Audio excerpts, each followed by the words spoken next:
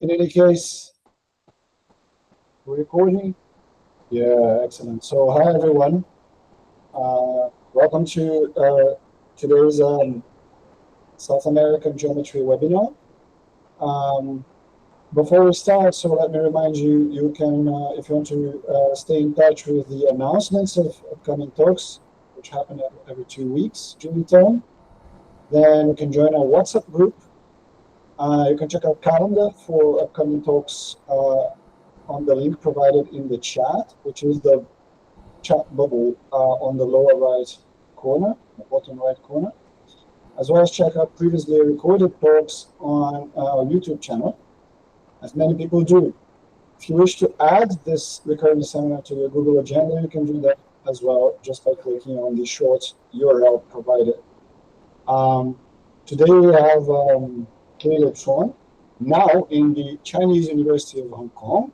Right, it's a recent position, so it's good to advertise where Kähler is going to be in the foreseeable future. And Kähler is going to tell us about conical transitions and the anomaly flow. So Kähler, do you think we could do 50, 55 minutes plus questions? Yeah, that should be fine. I might, yeah. Please go ahead. Okay, yeah. So before I begin, I'd like to thank Enrique for the invitation and the opportunity to speak here. Yeah, it's exciting to be able to just, just talk about this stuff. Yeah, as mentioned, I will be talking about conifold transitions and the anomaly flow. So this talk has results that were sort of done during my PhD with my advisor, Sebastian Picard, and also with some result that we worked on with another one of his PhD students, Benji Friedman. Okay. As an outline, so I'll start giving the talk in 3 sections. So we'll start by giving some motivation and talk about the setting, which is going to be non-Kähler Calabi-Yau geometry. In there, we're going to talk about this process called a conifold transition. The next section, we'll talk about geometrizing it. So we want to put metrics on these manifolds throughout this process that makes sense in a nice way. And then finally, I'll talk about the anomaly flow and give a sort of long-time existence criterion in a sense. And then talk a little bit about the sketch of the proof, because I think there's some things that are worth highlighting over there. If at any point there are any questions, feel free to interrupt. I would say right in the chat, but I think when I'm full screened right now, I can't see the Google Meet at all. So if someone types it in the chat, maybe someone can let me know if there is a question there. Actually, not quite. There's a raise your hand button at the center bottom of your screen. So if people want to ask a question, Kähler will get a ping like this, which you can hear. Okay, I can hear it, but I don't see anything visually when I'm full screened. That's right. So if you hear that ping, it means someone has a question. Okay. Yeah, so don't worry about checking the chat. Okay, yeah, but if I do miss that sound cue, also feel free to interrupt at any point for this. All right, so let's talk about the motivation of the setting. Like I said, it's non-Kähler Calabi-Yau geometry. So let's first make sure everyone's on the same page with what I mean by a Calabi-Yau manifold. So in particular, we'll be focusing on the complex dimension 3 case, and our definition here for a Calabi-Yau threefold is just a complex dimension 3 manifold. It has finite fundamental group and trivial canonical bundle. So in particular, we don't require that our manifold admits any Kähler metric. So this is the non-Kähler part. However, some constructions do involve some Kähler metrics, and as a reminder, by Yau's theorem, based on our definition of Calabi-Yau threefold, if we have a Kähler metric, we get a Ricci-flat Kähler metric in the cohomology class. Okay, so let's start by talking about conifold transitions. So this is a process that allows us to deform complex compact threefolds into one another. So I sort of have this pictorial representation at the top of the slide. And you think of it going from left to right. So we start with this threefold x hat, which is a small resolution. And we have local neighborhoods on there denoted in those red dashed ellipses. And these local neighborhoods are modeled, they look like the total space of O-1 plus O-1 over a P1. And what this process will do is that it will blow down the P1 to a point, and we'll get the singular object in the center, that's the x naught. Those local neighborhoods on there are then modeled by sum of z squares being 0 and C4. And then after blowing down to the to get a singularity, we'll smooth it out by replacing that 0 with a t. So on the right, even though it's one picture, it's actually a whole family of manifolds parameterized by some complex parameter p. That's right, t. So those are going to be the smoothings. Yeah, so like I just said, we'll take neighborhoods that look like O minus 1 plus O minus 1 over P1, also known as minus 1 curves, blow them down, and then smooth out the resulting singularities. So that was a very local description about it, talking about the neighborhoods. In order to make this a global process, we need some condition on the contracted curves. And this turns out to be something given by result given by Friedman. And it's going to be a homological condition. So in order to deform the singular space, you can do it in the first order if you have a linear dependence for your curves in homology. So as long as they're linearly dependent, you're okay to get first order deformations. And results by Kawamata and Tian show that if we have the I-del-del bar lemma, then those first order deformations are actually smooth. So we can basically smooth everything out. Also important for our setting here is that if we start with something Calabi-Yau, so again, finite fundamental group and trivial canonical bundle, then the resulting manifolds still stay in this class. So this process keeps us within the same class of manifolds. So one big open question and problem in the field is Reed's fantasy. So not listed as a conjecture because he didn't want a conjecture, I guess. But the thing that we want to work towards is seeing whether all compact Calabi-Yau threefolds are connected by a sequence of conifold transitions. So there's a big thing that hopefully allows us to really connect the whole entire moduli space of these manifolds. And this has been experimentally verified in a sense by many people. So work has shown that for large classes of these Calabi-Yau threefolds, that these are connected by sequences of conifold transitions. So this work by Candelas, Green, and Hughes, and Avram, Candelas, Jančić, and Mandelberg, and many other people since then. Okay. So going back to conifold transitions with Reed's fantasy in mind, talk about some topological changes that go on. So again, we're taking this O minus 1 plus O minus 1 over P1 and then blowing it down. So we're blowing the P1 down. Since P1 is topologically in S2, this is going to shrink 2 cycles, and then the smoothing process actually generates 3 spheres. So this has ramifications on the Betti numbers of the manifold. So in particular, B2 is going to decrease and B3 is going to increase. And that depends on how many curves you are contracting in this process and how many of them are linearly independent, right? So again, by Friedman's condition, we need linear dependence of all the curves that we're blowing down, but we have some maximally linearly independent space. And that will determine what n and k are in this case. So just one example that we'll go through, and this will have big impacts on sort of how we position ourselves and think about things. So like we said, Betti numbers are going to drop and increase. B2 is going to go down, B3 is going to increase. And so if we take this example of a projective quintic, so here we're going to start with our small resolution x hat. This is a projective quintic. So since it's projective, we can take the Fubini-Studi metric, and its restriction is going to give us a Kähler metric. And you can also compute that second Betti number here is going to start at 1. So by picking 2 linearly dependent curves, by Friedman's condition, again, we need these to be linearly dependent, but we can do it anyway. The resulting smoothing has to drop in second Betti number and has no choice to go except from 1 to 0. And in particular, this tells us that the Kähler condition is not preserved, right? Because if we had a Kähler metric, then if we had a Kähler form, then B2 would have to be at least 1. And so this gives us maybe 2 sort of perspectives to think about. So on one hand, you can think, you can take the Kähler condition as being a very nice thing and being a very natural thing. And maybe say, okay, so too bad, conifold transitions don't preserve Kähler. Let's not think about them too much and just focus on the Kähler condition.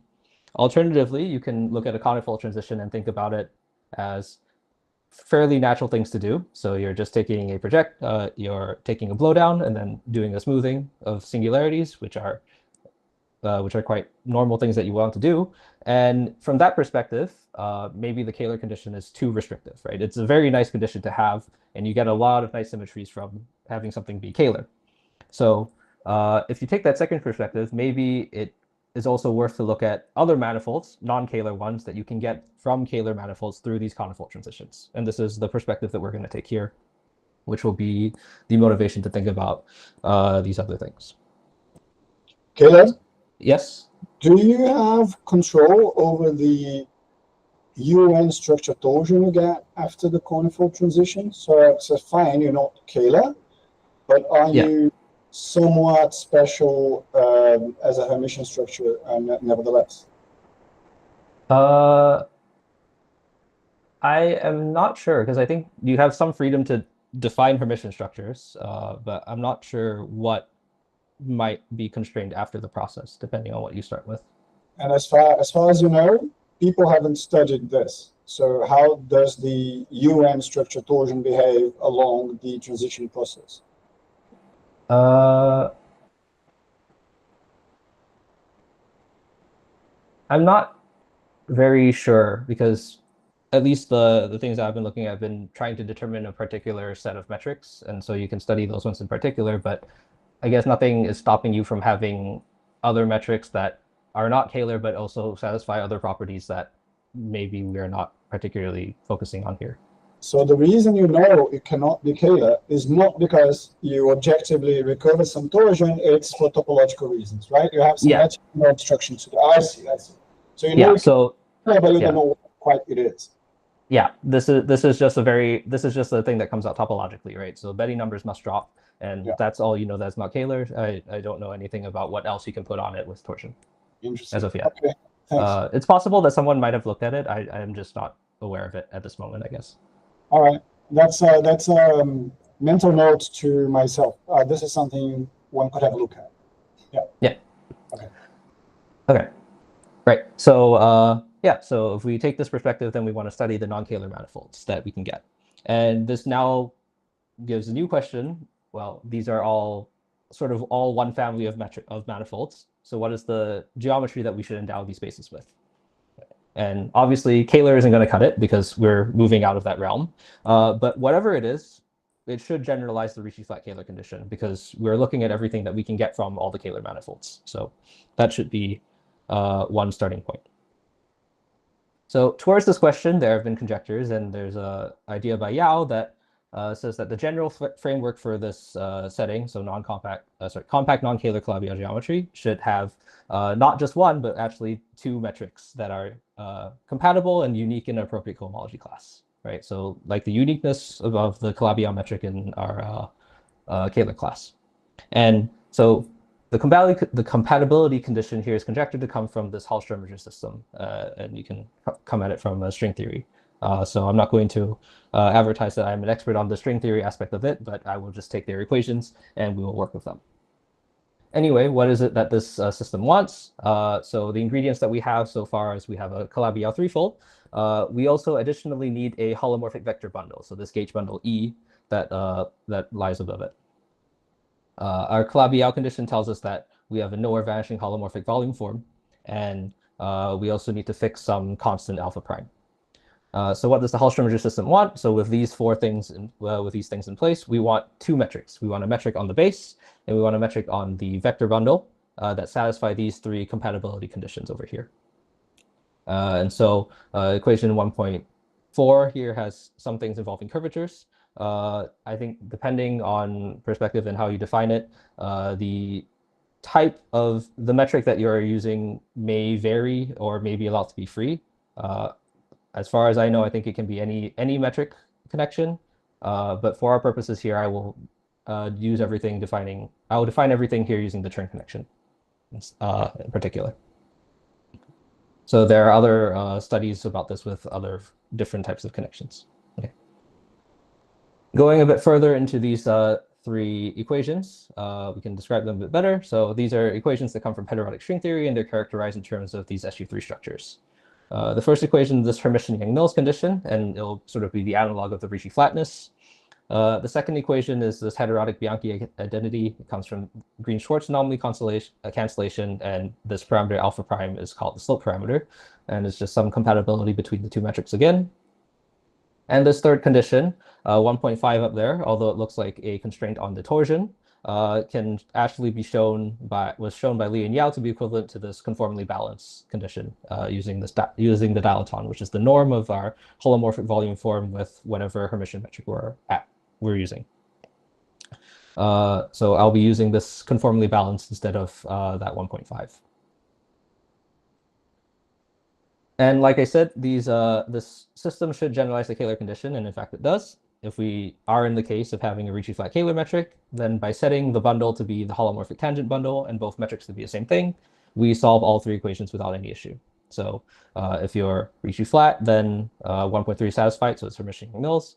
1.4 is done because the metrics are the same, so the right-hand side vanishes identically. The left-hand side is, if you're Kähler, it's closed, so dollar bar closed. And 1.6, with Kähler, it's balanced, and that norm turns out to be a constant in the Ricci-flat case. So this is a generalization of the Ricci-flat Kähler condition in particular. Okay, so I've described this conifold transition, and I've given this new sort of system that we want to solve. One big problem is actually finding metrics that work, that solve the Hall-Schrödinger system, that also work nicely throughout this process of deforming Calabi-Yau threefolds via a conifold transition. Right? That was sort of the motivation of relaxing the Kähler condition anyway.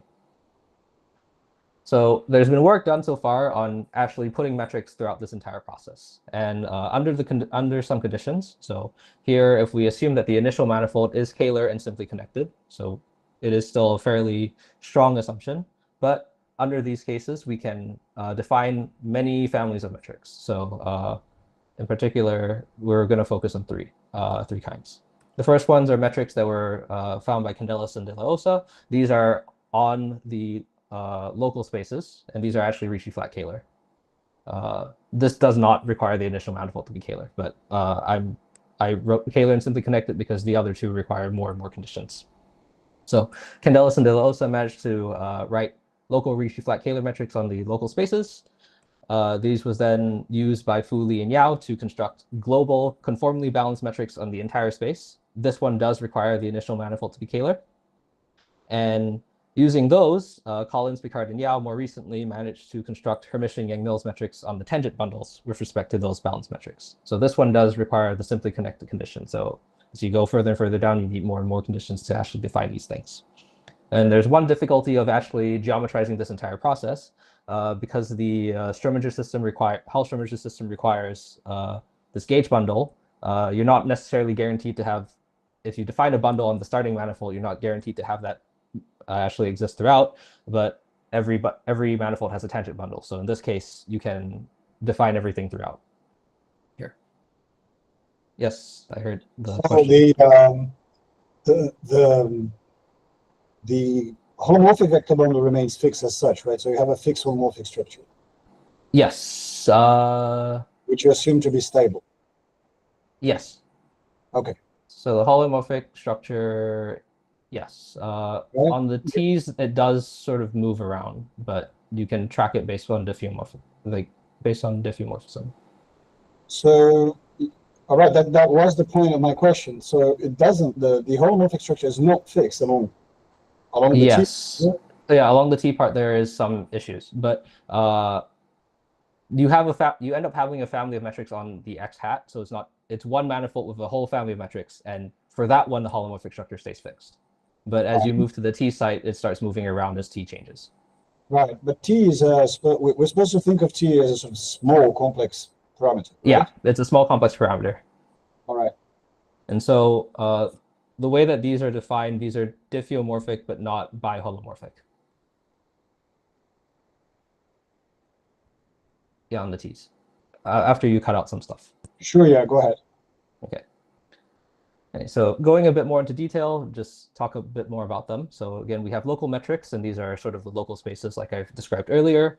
The way that Candelas and De La Osa managed to do this is by using an ansatz and that involve appropriate radius functions, and then you impose the Ricci-flat condition, and this gets to an ODE that they managed to solve.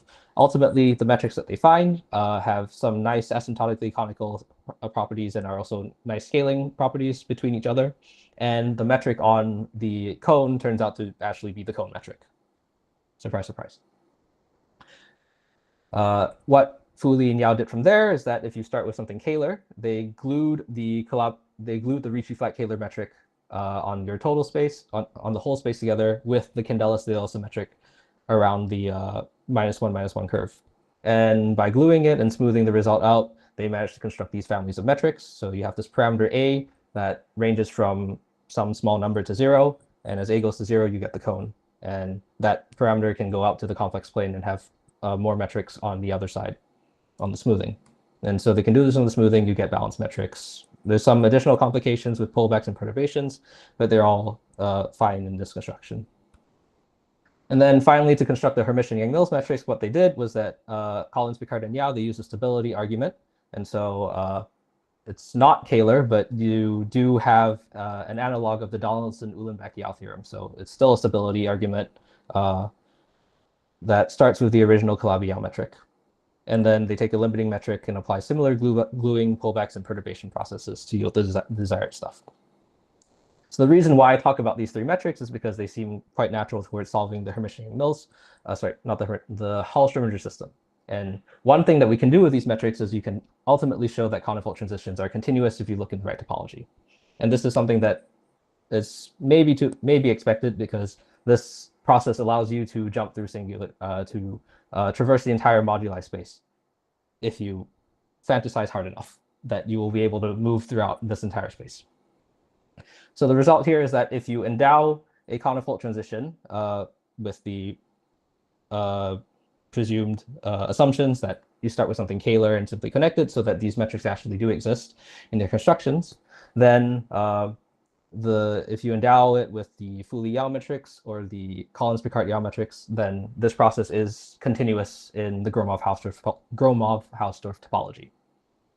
So as A goes to 0, you actually converge down to the singular space. And so I'm being slightly careful here and not writing a metric because it's a singular metric. You have to compactify and actually think of it as a compact metric space. And also as your T parameter goes to 0, same thing happens.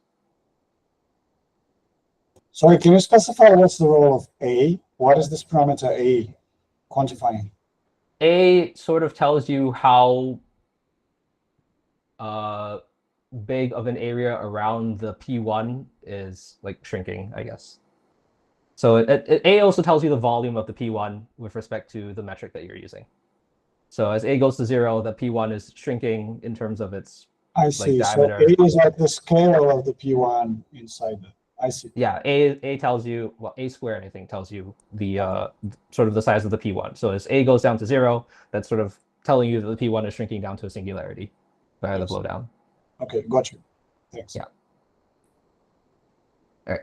So that's nice to know, but there is a slight hitch with this. So like I said, our goal is to solve the Hall-Schrödinger system, and it looks like we're getting through this entire process. We have metrics that make sense throughout the entire process, but there is a slight problem. So far, we know that, as I've described, the Fuli-Yau metrics are conformally balanced, and this, well, they're balanced, and so you can throw in the conformal factor if you want. You can solve 1.6 over there. And then these Collins-Picard-Yau metrics were specifically designed to be satisfy Hermitian-Yang-Mills property with respect to those other metrics. And so that's 1.3 down.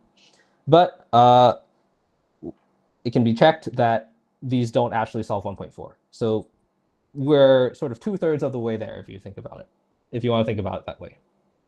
And so even though there's a problem, we still have some hope with the idea.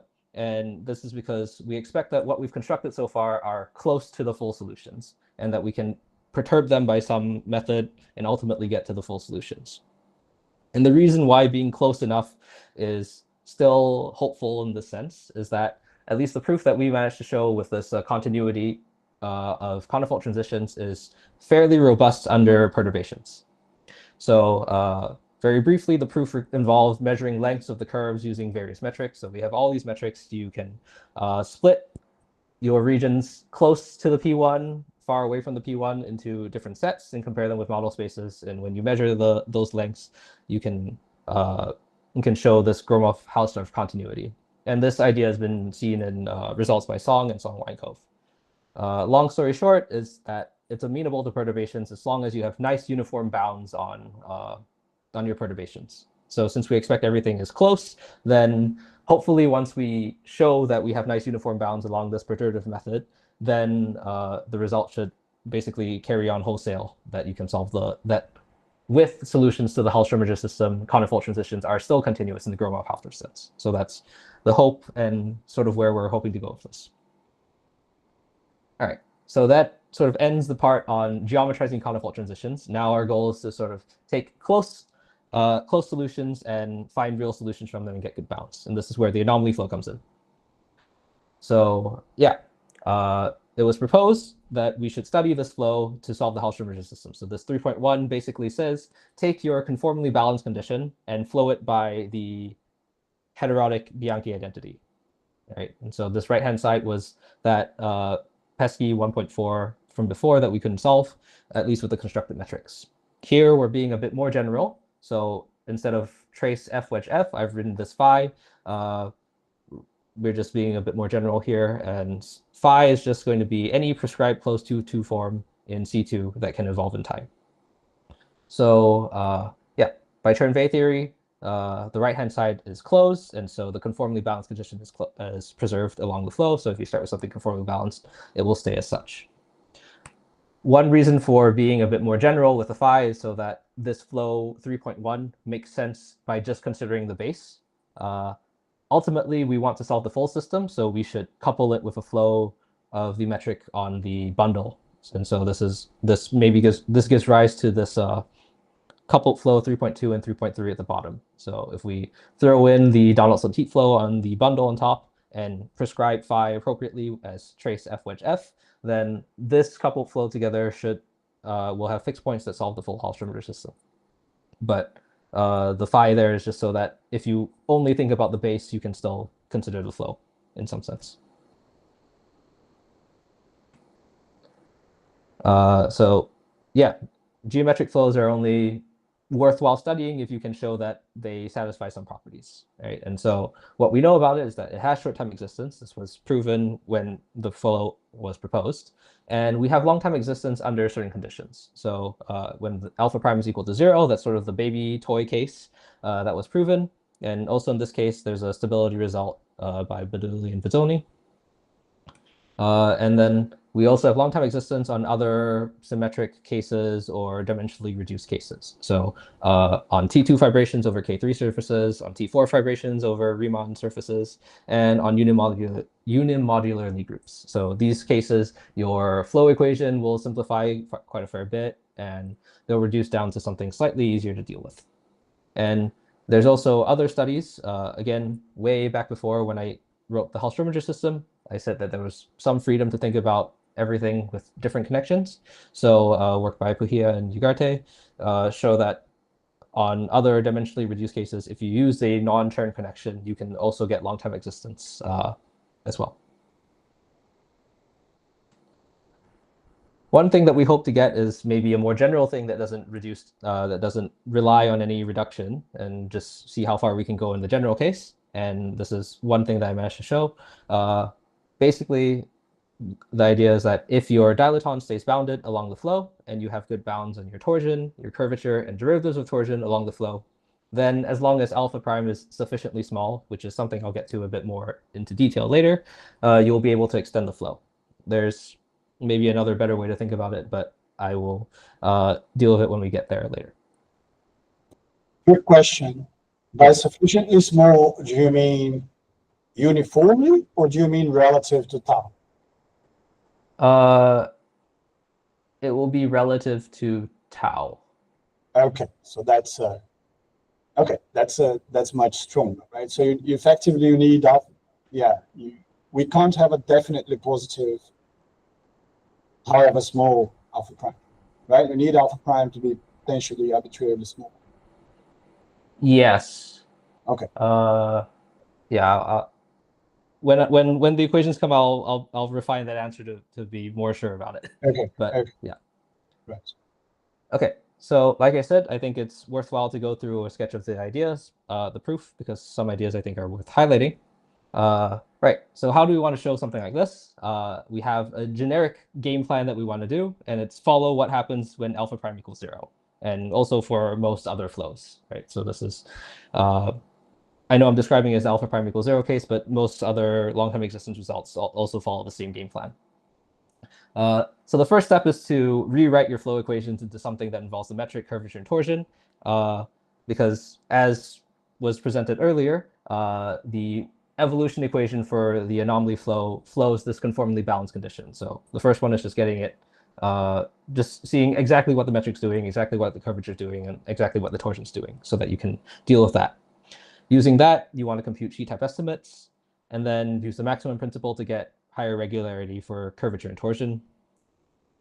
Using those, you will then bootstrap to show that all derivatives of curvature and torsion are bounded. And then once that's done, you can use another fairly stock argument to extend the flow to a slightly larger interval. And so I'll just try doing this and we'll highlight what goes wrong and some fixes that need to happen. All right. In order to do this, we have to assume some amount of higher regularity. So let's assume we know something about our flow so far. In particular, like we will assume that the dilaton is bounded along the flow, and you also have good bounds on k-1 derivatives of curvature and k derivatives of torsion. Additionally, I'm just going to basically take phi to be equal to 0, because there's a lot of freedom over there. One thing to note is that these assumptions so far tell you a couple things. Firstly, you'll be able to show that the volume of the manifold is uniformly bounded along the flow, and that the metrics are uniformly equivalent. This may not be apparent from here, but when you rewrite the equations and know how the metric moves, then that will eventually get you there. All right, so step 1 was to rewrite the flow equations, and this was already done in the alpha prime, in the generic alpha prime case. So result by Fong, Picard, and Zhang basically gave you this. I've written a more schematic version because that's all I'm using, since I'm effectively just taking the sheet-type estimates. But here we can see that when alpha prime is not equal to 0, we might start running into some problems. In particular, if you look at 3.9, you see that there's nabla bar of Rm star Rm. And so that's already on the same order as the Laplacian, and Laplacians are generically good, but this is not a Laplacian. And it's also involving squares of curvature, which we'll see also causes a problem. Yeah, so there's some terms, H1, H2, K1, and K2. I've sort of hidden away. They're generically good, so nothing to worry about that. But we can characterize them in terms of how many derivatives there are on each of these things. Anyway, using this, you can get evolution equations for k derivatives of curvature and k+1 derivatives of torsion throughout. Now that we have those, the next step is to compute sheet-type estimates. And so after you apply Cauchy-Schwarz and Young's inequality many times, and if you define a nice test function that actually tells you what you want to see. So here, q derivatives of torsion and q+1 derivatives, sorry, q derivatives of curvature and q+1 derivative of torsion.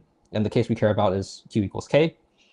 You get this pointwise estimate, which is 3.12. So again, comparing with the alpha prime equals 0 case, you can see that when alpha prime is equal to 0, none of those colored terms are there, and everything looks good, right? Because if you ignore those, really you just have a Laplacian up to a conformal factor, a negative term, which is something that you definitely want to see, a constant, the thing that you're evolving itself, and then another positive term which can be absorbed into a negative term with Young's inequality if you pick that well enough.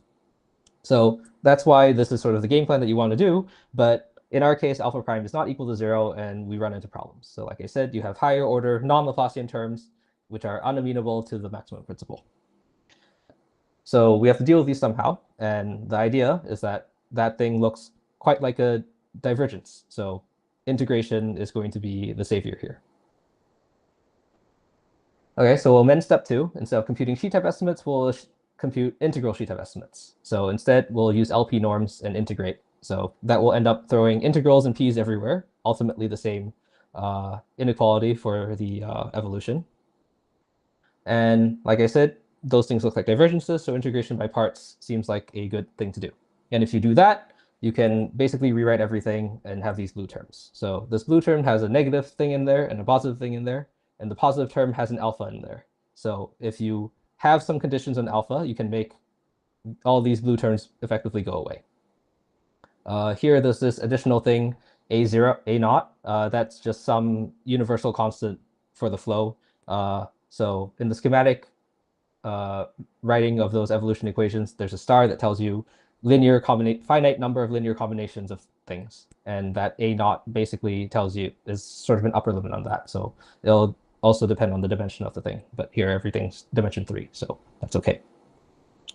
Ultimately, after you get rid of the blue terms, you get some nice evolution equation, which is slightly promising, I guess. You have a function that is evolving, and you can bound it by a constant plus a constant times the function itself. Step 3 is where you use the maximum principle, but like I said before, we don't actually have a Laplacian, right? We got rid of all the Laplacians already by integrating. And so instead, what we can use is Gronwall's inequality, which is over here. Ultimately, it says that if you have some function and you can bound its derivative by the function itself times it, multiplied by another function, then you can bound that function by its initial value up to something. In our case, if we pick our functions nicely, so u is going to be 1 plus that LP norm, and beta is just that constant that fell out from all our inequalitying, then we can conclude that this will be based on the initial, your uniform bounds are going to be based on the initial value and whatever tau is. Yeah, so here I guess this is like, there is explicit dependence on your, for your LP bounds on tau itself. Okay.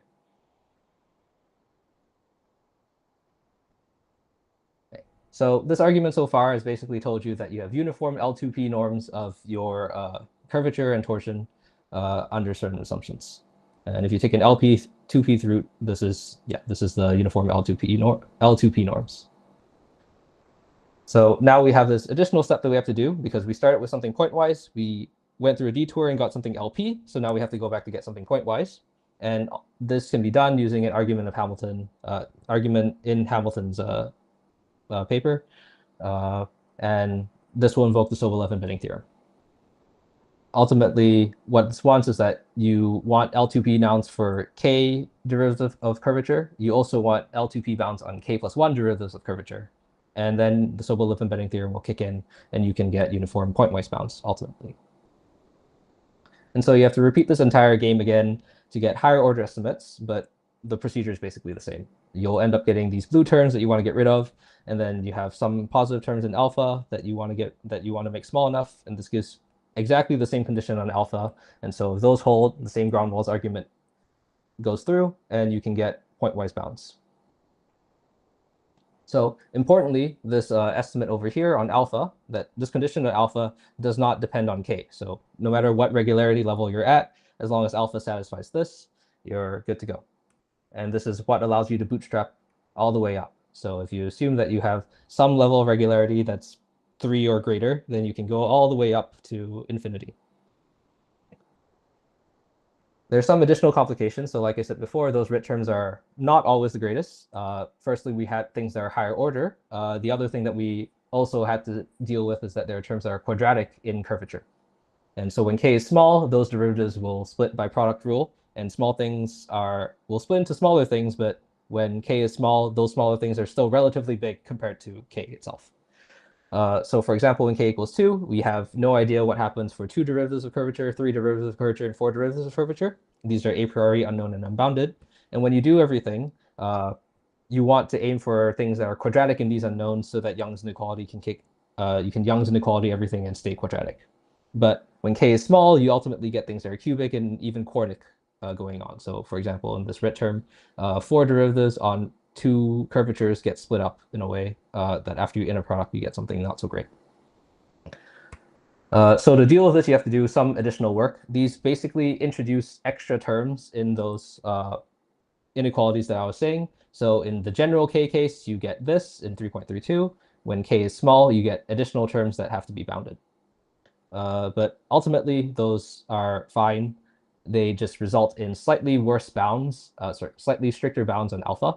So here, to start at k equals 2, you replace this p with a 2p over here, and you get a similar bound. And you can go all the way up. This bound is tighter than the k equals 3 case, so everything will follow. And when k equals 1, everything will be slightly more complicated because you need to reprove some base estimates. But with a more complicated test function, introducing some new parameter mu that you'll determine later, you'll be able to do it. So same idea, CBS inequality, Young's inequality all the way. You get some systems of equations and inequalities that you need to solve. But if you believe me, which I hope you do, you can actually get those blue terms to be negative. So you can get these blue terms to be negative so that this epsilon is small enough to kick in and make those basically disappear for our purposes. And as long as alpha fits this bound, and mu is this prescribed number that we have to do, then it's fine. You still have to get higher order estimates, but same idea, slightly worse bound, slightly stricter bound, and everything goes through. And so with this sort of even stricter bound, you can start with k equals 1, and then move all your bootstrap all the way up. And then now that your derivatives are uniformly bounded, you can invoke that standard argument, like I said, to extend the flow. So this step 5 is virtually unchanged.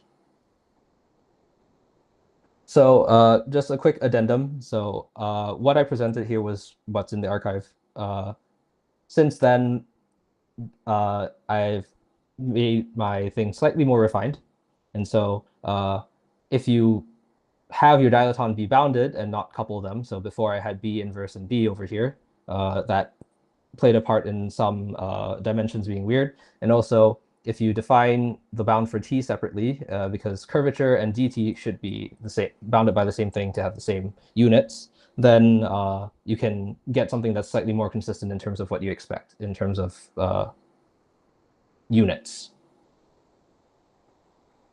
But it's pretty much the same result as long as alpha prime is small enough. Yes, question. Yeah, so I guess that's the time to revisit the question.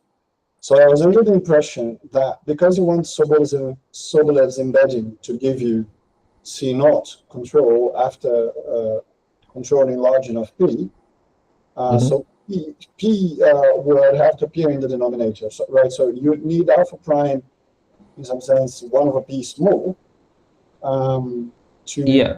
to make sure the previous argument works. Yeah, but P only has to be up to 3, right? Because the Sobolev constant depends on the dimension of the manifold, and the dimension is 3, right? So P doesn't actually have to be that 1 over P doesn't actually have to be that small. I see. So I see. Yeah. That is right. So okay. So this doesn't really depend on P. You can. Yeah, in fact, all of these things, I just say P equals 3 is sufficient to get your bounds through, right? There is a P in there, but once you pick P large enough for the Sobolev embedding theorem to kick in, and P large enough depends on the dimension of the manifold, then it's fine. Basically, P is a constant, right? That depends on 3. Okay, and then B max and min, they're assumed uniform on the whole manifold for all tau. Yes. Okay. Yeah. Okay. Yeah. Right. So in terms of units or like physical quantities, this is sort of the expected relationship, I guess. That alpha prime is like 1 over C naught. Yeah. Okay. Yeah. So just a couple of things to note in terms of where we can go from this. Right. This is not the most generic thing. Ultimately, I guess you would hopefully be able to run the flow all the way. So yeah, like I said, I've sort of worded it as a smallness condition on alpha, but in reality, I guess you sort of prescribe alpha first, and then you run the flow after. So maybe this is better thought of as long as your curvature doesn't get too large along the flow, because alpha prime should be fixed, right? As long as your curvature doesn't get too large, then you are able to extend the flow. Right, so that's maybe a slightly better rephrasing of this result. Okay. Anyway, going back all the way to conifold transitions, right? There's some questions that are a lot of questions that are still unanswered. Firstly, in terms of the construction, that required some assumptions, right? We assumed that the manifold was Kähler and simply connected in order to even define these nice families that we're dealing with. So first question, which is probably very hard, is can you remove the Kähler condition or the simply connected conditions to actually and still define balance metrics and Hermitian-Engels metrics and ultimately solve the whole system? Yeah. And another question, which I think is maybe slightly more tractable, but still quite hard as someone who's tried for a while. But ultimately, we do want to solve the Hallström system. So just looking at the anomaly flow in the base is not sufficient, right? Because there's been a lot of simplifications, right? In particular, phi was taken to be 0 or have good enough regularity along the way. But ultimately, to solve the Hall-Schrödinger system, you have to couple in Donaldson's heat flow. And so what can you get? Short-time existence is already fine, but can you get long-time existence? And even though we are coupling in a flow that's already well understood, right? Lots of results on Donaldson heat flow. The fact that even Donaldson heat flow, even under non-Kähler constraints, right? You can relax the Kähler constraint, and lots of things are already known. But now you want to move the base, and a lot of those estimates, all those arguments go out the window, right? And so being able to understand how this coupled flow works, right? And even just maybe more generally, how does the Donaldson heat flow work when the base is moving? Those are big hurdles that need to be overcome.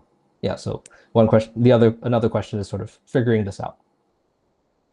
Okay, yeah, anyway, that's where I'll end. Yeah, are there any questions? Thank you. Let's give you a first round of clicking on the applause button, which is under the happy face at the bottom of the screen. There you go, everyone. Very nice. Okay. So, Kähler, well, first of all, are there any questions from the audience?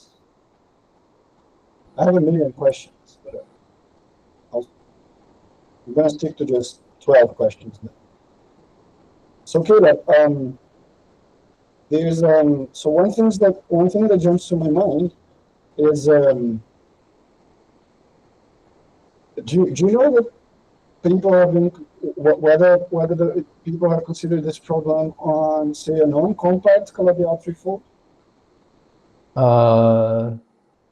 Not that I am aware of. I believe most of the constructions so far that I've looked at do require compactness. The reason I ask, well, there's a twofold reason. So there's this construction by Corti, Haskins, Nordstrom, Bacchini, where they construct a compact G2 manifold by gluing together these asymptotically cylindrical Calabi-Yau threefolds. Right. Now, on each of the Calabi-Yau threefolds, which is non-compact, right, it's asymptotically cylindrical, one can consider the problem of solving the Hermitian inverse problem. Yes. That has been done. And it can be done in two ways. It can be done by studying the heat equation, or studying the problem as a heat equation. Mm-hmm. It can be done by the continuity method. Okay. Let's suppose one does it by the continuity method. Then it would appear that if you now switch on essentially switch on alpha prime, which had been quiet until now, then one could try and solve the whole Schrödinger system on these guys just by showing that but just by including alpha prime in the continuity method, deforming from alpha prime equals 0 solution. I see. Okay. So that would be a thing. And if that is, obviously one would need to assume some asymptotics at infinity, but I can probably guess what it would have to be. Yeah. But moreover, if you now take the product of that with a circle, then this thing would probably be a solution of the analogous problem in the G2 set. Right. The whole Schrödinger system in the G2 set. And then, if that's the case, one could consider the even more ambitious problem of gluing together two of these solutions to construct a solution of the G2 version of the whole Schrödinger system on these so-called twisted connected sets. Yeah. So as far as I know, like these explicit constructions by Fuli and Yau, they definitely do require the compactness. But I mean, obviously people have studied the system on the non-compact setting itself, right? So I need to look at their results again to see what exactly could potentially be tweaked in order to find a particular thing that goes through the process. Right. Yeah, the way this typically goes is you think of it as a compact funnel where you delete some divisor to make it non-compact. And then one can show that this setup is actually Calabi-Yau. So it would be kind of a funnel situation as a model to start from. But yeah, that's very interesting. So what what is happening next in this development? On my end or in general? Yeah, I know you end. On my end, so like I said, I was trying to work on that coupled flow to see if you can do anything, right? I guess looking at other, like was mentioned in Miami earlier, right? Before, where maybe looking at stability, I don't think that makes sense until you look at the coupled float together, because this thing is free, sort of moving with phi not being super well defined. And so I think maybe one step is really trying to get long-term existence or some sort of estimates on the coupled flow together. At least that's at least where my head is at so far. So, Although things have not particularly worked out so well as of yet. so one thing that occurred to me in the beginning of your slideshow is, so you start your model situation is the Fermat quintic, Yeah. right? Which is singular at the origin, and then you choose some divisor to shrink to a point. Yeah. Yeah. So what's happening at the level of the link of that singularity? So, right, there's a small sphere in C5 around that singular point. What's happening when you do the conifold transition? Yeah. So the cone that you get is a cone over. You recover an S3. At the other end of the transition, you recover an S3, Yeah. which is a half vibration and probably still remembers the circle fiber you had in the beginning. That's where I'm coming from. Yeah, I think so. Uh,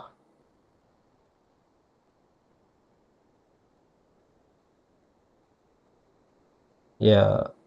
Do you see there's a Sazakian setting associated to what you're doing to the Yes. default transition? Yeah. Yeah. Definitely. Yeah. But Yeah. not something I've looked into particularly closely. Um, yeah. So comparing to things I've done on a similar problem with a JSON Lotte, right, and trying to solve this Mhm. kind of astronomy type system, the fact that you have this local Sazakian geometries is kind of important and is useful to give you blocks to give you ingredients to construct these pairs of metrics on the pair of bundles. Yeah. So I was thinking if any of that can be used to maybe try and construct solutions to your thing, say concrete solutions to when you want to start with something that fails the Bianchi identity, but only by a tiny bit. Yeah. Well, it would appear that we have some natural type of ansatz you could use to show that you actually do get a concrete solution that fails the Bianchi. So the initial condition for your flow could maybe be procured explicitly. Right? You want to Sorry. start your flow. You want to start your flow with something that is 1 on 3, but is almost Bianchi. Yeah. Yeah, but fails Yeah. Bianchi by something small. Yes. You'd like that to be the initial condition for your anomaly flow. Yes. I'm, I'm, I'm wondering whether one could get an explicit solution like that. Yeah, maybe. Yeah, in terms of constructing explicit solutions, it might be possible. You can definitely try and abuse that Sasaki structure that you're mentioning. Yeah, I think there's a suggestion there for an ansatz which could build initial conditions for your flow. And if these initial conditions are additionally special, then you could say, well, then my flow is additionally well behaved. Yeah. Uh, yeah, definitely. I haven't looked so much into finding nice initial conditions for the flow, right? So far, I've been looking to see whether you can run through the flow all the way, right? But that seemingly probably won't be. It's going to be very ambitious for that to even work, right? Like You, my very simple. yeah, no, you're probably going to find out that your flow will exist for a long time, so long as the initial condition is particularly Yeah. special. Yeah. And that's where I think one can come in with a nice ansatz that is as special as you'd like it to be. Yeah, that's definitely a, a good other perspective because I've been maybe focusing more on another side where my very bad naive interpretation of this is that this is a Ricci flow plus worse things, right? So maybe there is an analog of everything that you can do with the Ricci flow, but worse.